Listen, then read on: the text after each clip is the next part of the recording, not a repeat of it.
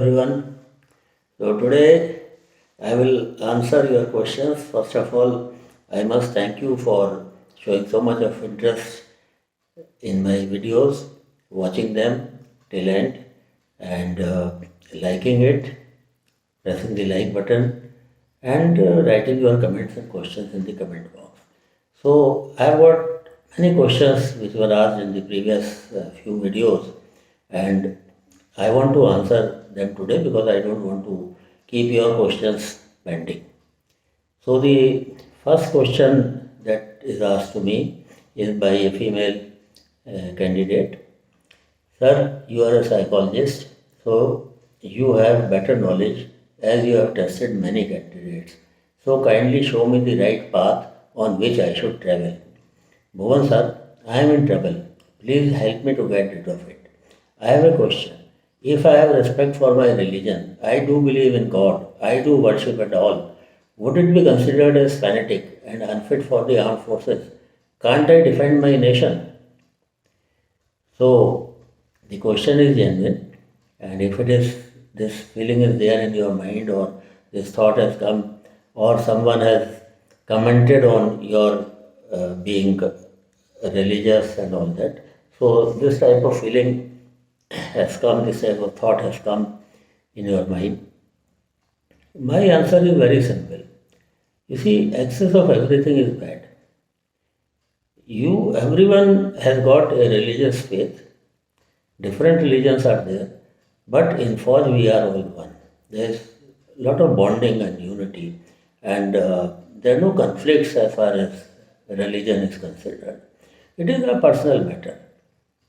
So, here also, if whatever is your faith, whatever is your belief, whatever are your gods that you worship, it should help in bonding. It should not help in division.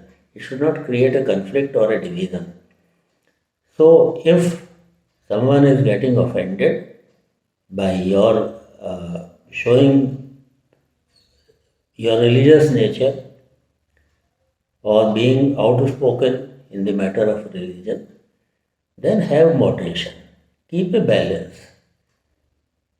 Everything has got a limit, and if you cross the limit, then there might be difficulties or problems. It is said, Ati Sarvatra Varjayat. Excess of everything is bad.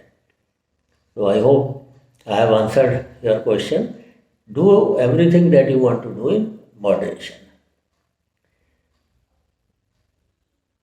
Now, another comment which has come on one of the picture which was discussed. But sir, the girl is in sari. How can we assume her as a student? No college have dress code as a sari. Correct me, sir, if anything wrong I have said. So my reply was that you see here it is whatever picture is shown, so everyone perceives from his or her own angle.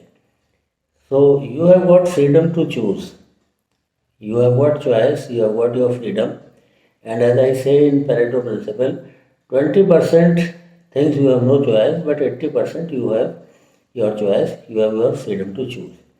You can choose as per your wish. So your actions you can choose, not the consequences. So here in perception, everyone has his or her own perception. That's why the pictures are kept vague and hazy. But this picture was not vague or hazy. This was a very clear picture, and you are right that the girl is wearing a sari. Now the uh, candidate, that service entry recommended candidate who has written a story on that, and both of them. So number one, the age is slightly higher than NDA and graduate entry candidates. Service entry is slightly higher. So, and they know, they must have seen a lot of movies, old time movies. In that, you can see that the female candidate, the female characters, the female students of degree postgraduate classes, they used to come wearing sari. That is one thing. Another thing is that you are going to take part And this is not a school. Don't consider that a girl is coming to school in sari. No, she will not come. But in a school also, like I can tell you, after taking premature retirement from service, uh, about a long time, 10, 12, 15 years, I worked as a principal in Hindustan Aeronautics Limited School, 10 plus 2 school. And there on annual function or on special occasions, the girls were allowed to wear sari. And there is one candidate who has done uh, my classes. First attempt she got recommended, and now she is an officer, serving as an officer in one of the Air Force stations. She was very good in comparing. She was my student. And for comparing the function, she used to wear sari. So what is the big issue in this, that she is wearing sari so she cannot be a student? Even now that is the practice in that school, that on annual functions and special occasions, in front of parents, in front of audience, many girls, they come in sari.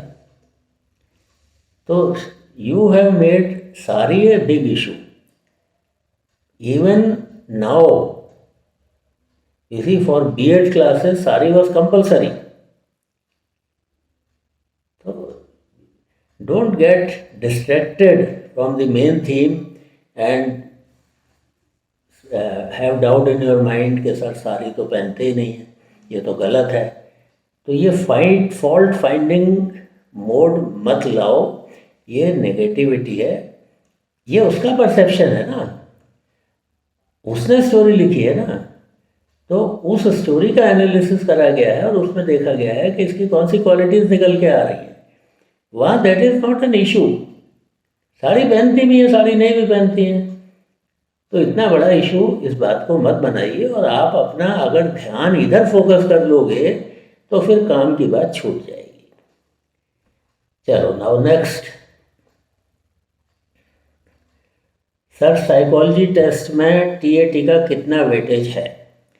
तो देखो, यहाँ पर कोई maths का question paper नहीं है कि ये 10 नंबर का क्वेश्चन है और वो 20 नंबर का क्वेश्चन है और मार्क्स अकॉर्डिंगली दिए जाएंगे.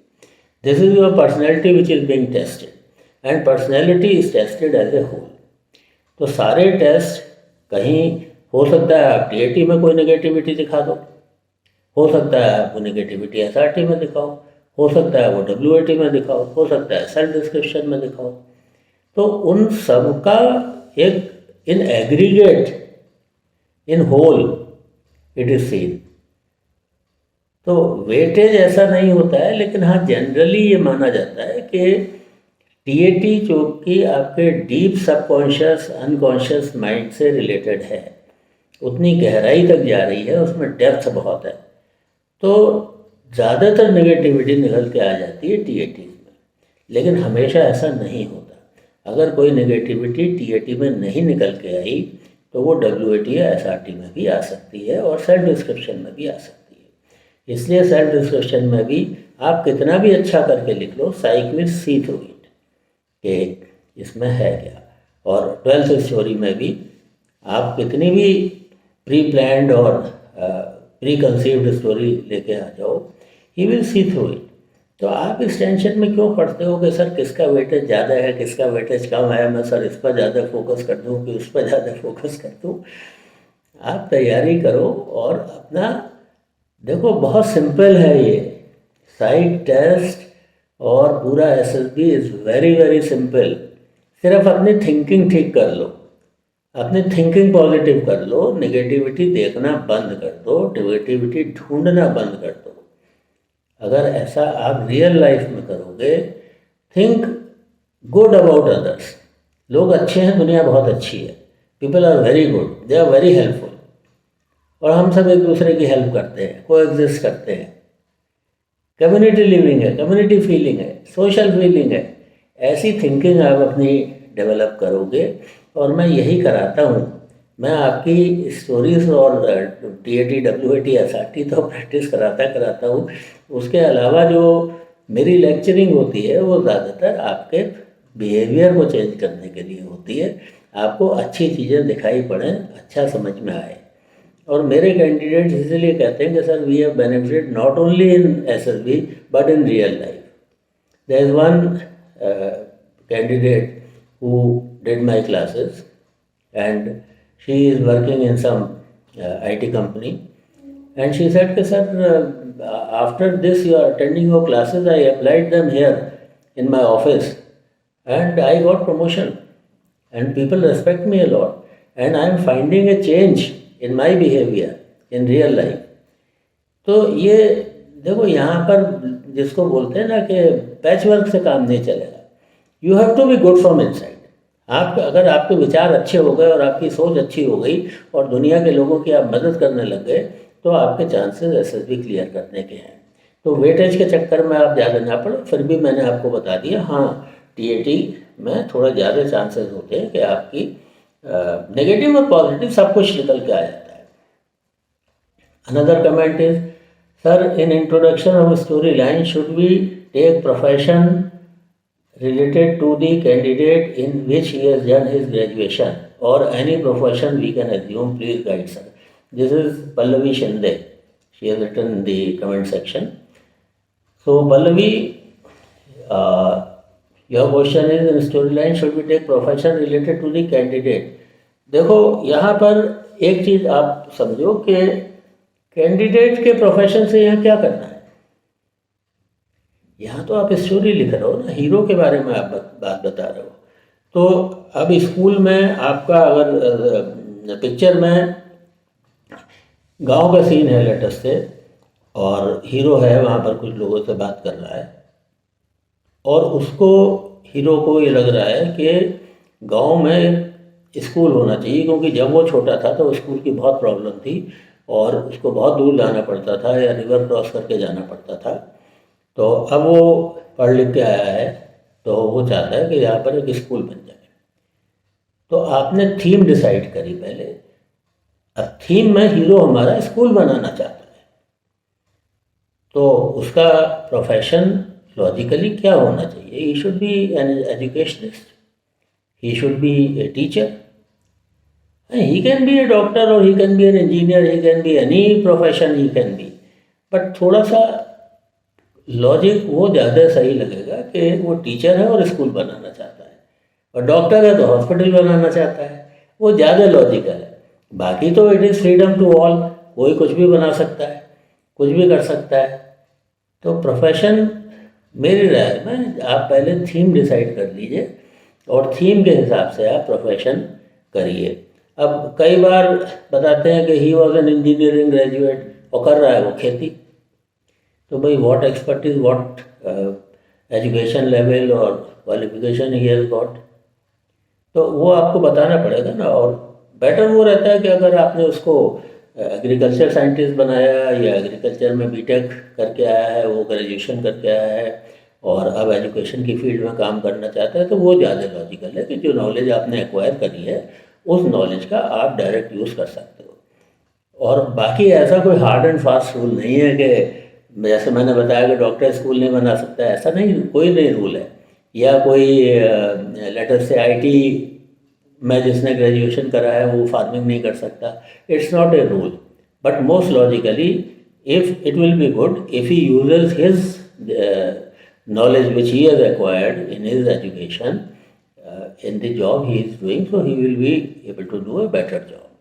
तो प्रोफेशन इसलिए पहले थीम डिसाइड कर लीजिए, फिर प्रोफेशन उसका आप डिसाइड करिए accordingly, that will be better.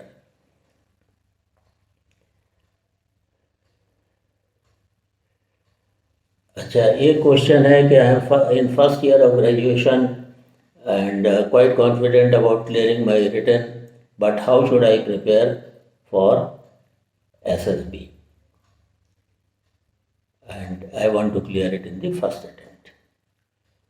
तो देखो मैंने एक NDA SSB पे वीडियो भी डाला हुआ है और आप अगर NDA के कैंडिडेट नहीं भी हो तो जो चीज़ें अगर तो आपने करा है, एक्स्ट्रा करिकुलर एक्टिविटीज़ में पार्टिसिपेशन करा है, गेम्स एंड स्पोर्ट्स में करा है, एकेडमिक्स में आपकी अच्छी परफॉर्मेंस है, जी के करंट अफेयर्स आप अपडेटेड हो, तो आपकी प्रिपरेशन तो हो ही रही है।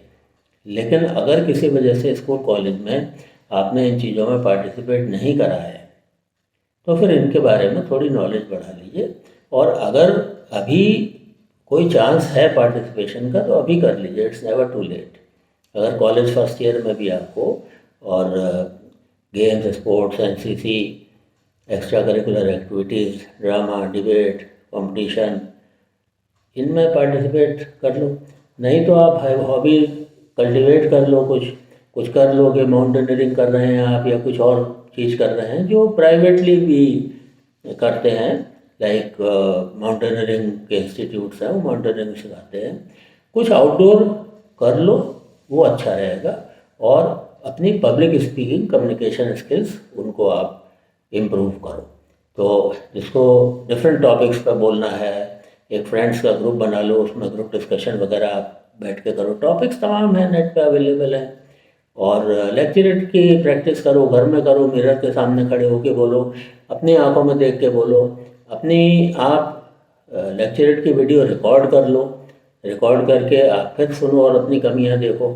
और अगर कोई आपका एक्सपर्ट है या कोई कहीं गाइडेंस, आपको सही गाइडेंस, देखो गाइडेंस तो बहुत मिल जाएगी, सही गाइडेंस मिल सकती है, तो सही गाइडेंस ले लो। और खाली शूटिंग इन द डार्क, अंधेरे में तीर चलाने से काम नहीं होता है कि आप सोचो मैं अब कर लूँगा। आप अपनी सीनियरिटी लूज़ करते जा रहे हो, सर्विस की उतनी सैलरी का लॉस हो रहा है, सीनियरिटी का लॉस हो रहा है। आगे रिटायरमेंट के बाद आपके पेंशन और ग्रेचुटी और बहुत सारे लॉसेस होंगे। तो यहाँ पर थोड़ा सा अगर आपको फीस देनी भी पड़ती है, तो सोच समझ के आप वो फीस दे दो, उसका बेनिफिट आपको काफ़ी बेनिफिट मिल जाएगा और आपकी सीनियरिटी और सब कुछ सर्विस में बच जाएगी। वरना 2-4 अटैम्प्ट के बाद में क्या होगा कि आपका जूनियर जो आपके साथ एसएसबी दिया, कल वो बॉस होगा आपका। देयर में भी ये पॉसिबिलिटी।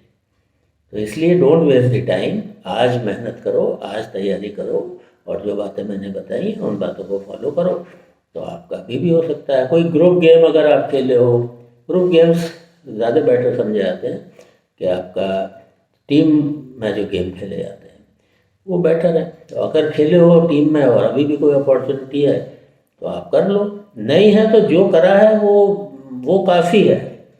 जो नहीं करा है उसकी हम बात ज़रा कम करते हैं, जो करा है वो काफ़ी है, जितना भी कर लिया है। और अब उसको मजबूत कर लो, नहीं करा तो कोई बात नहीं है। जो कैंडिडेट मैंने बताया आपको कि फर्स्ट चांस में she was recommended and now she is an officer, she was not a sports girl, she was very good in academics, लेकिन फिजिकल में, गेम्स एंड स्पोर्ट्स में कोई पार्टिसिपेशन नहीं था। कल्चरल एक्टिविटीज़ में था, and she used to compere the school functions. वो जो ओरल स्किल्स थे उनमें she was very good. She used to participate in dance and drama and all cultural activities, but she was not a sports girl। तो वो कोई कमी थोड़ी है कोई, आपने जो करा वो काफ़ी है, वो अच्छा है। जो नहीं करा उसकी ज़्यादा चिंता मत करो, और कुछ कर भी नहीं सकते हो। इसलिए मैं कहता हूँ कि अगर अभी स्कूल कॉलेज में हो या आपका छोटा भाई बहन है, उनको ये इंश्योर करो कि वो सब एक्टिविटीज़ में पार्टिसिपेट करें। केवल पढ़ाई पर फोकस के अलावा बाकी चीज़ों पर भी वो फोकस करें और ध्यान दें और पार्टिसिपेट करें। पर्सनैलिटी अपने आप इम्प्रूव हो जाएगी। Sir, one candidate was saying that his psychologist told him to write stories in positive mode, and some were saying like it depends upon psychologist in SSB what he thinks. Sir, what are your views on this, please confirm. अब देखो, आप जो जिस भी psychologist को आप coat कर रहे हो, उन्होंने अपने हिसाब से आपको बताया होगा, तो आई विल नॉट कमेंट कि उन्होंने आपको सही बताया कि गलत बताया कि क्या करा। ये तो सभी बताते हैं कि पॉजिटिव रहो, पॉजिटिव मोड में आप लिखो, तो उन्होंने इसमें गलत क्या बताया आपको? इसमें डाउट कहाँ से आ गया? अब डाउट मुझे लग रहा है कि आपका जो सेकंड पार्ट है इसका, and some were saying like it depends upon psychologist in SSB what he thinks। तो साइकोलॉजिस्ट के पर्सनल व्यूज इसमें बीच में नहीं आते हैं। साइकोलॉजिस्ट की भी ट्रेनिंग होती है, ऐसा नहीं है कि कहीं से उठा के ला के बैठा दिया चलो साहब आप साइकोलॉजिस्ट बन जाओ आज। It's a very very difficult selection process. अभी वन कर्नल साहब he is doing the psychologist course. So he told me that 100 officers reported and hardly 5-10 have cleared the first phase. And now the second phase will be there. And it happened during my time also.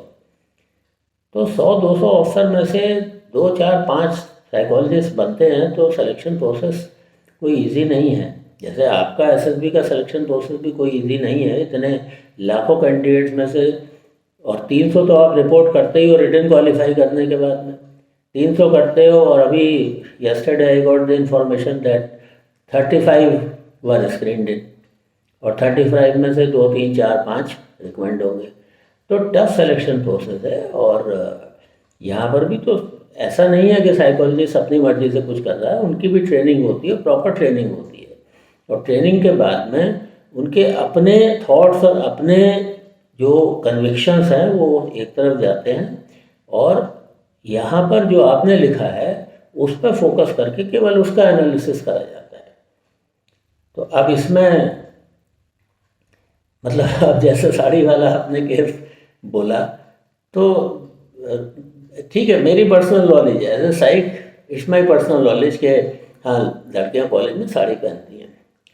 चलिए कोई दूसरे साइक हैं उनकी यह personal knowledge नहीं है तो क्या हो गया, वो साड़ी पर फोकस नहीं कर रहे हैं, वो फोकस कर रहे हैं कि ये कैंडिडेट ये हीरो कर क्या रहा है, क्या एक्शंस कर रहा है, उसके एक्शन पॉजिटिव हैं कि नहीं है, इस पे फोकस कर रहा है।